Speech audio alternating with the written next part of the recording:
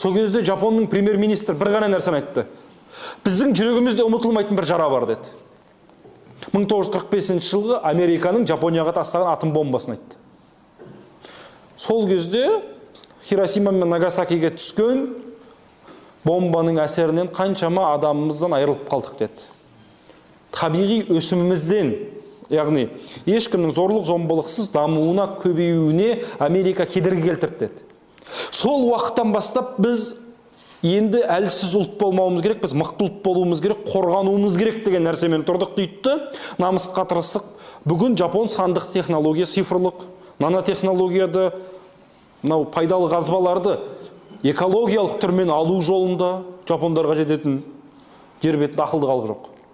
Және жапондар қолданылған нәрседен қайта өңдеп шығарудың алға шығып кетті. Мәселен біз мынау қарапайым су ішетін ыдысты, баклажка бар ғой, ыдысты ішеміз, лақтыра саламыз, иә? Ал соны 3 рет өңдегенде 4 түрлі нәрсе алып беру жағынан жапондар алға шығып кетті.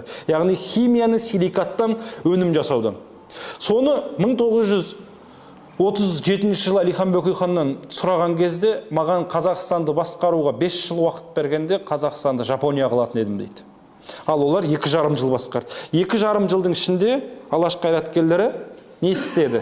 Қазір соны сіздерге дәлел-дәлелмен көрсетеміз.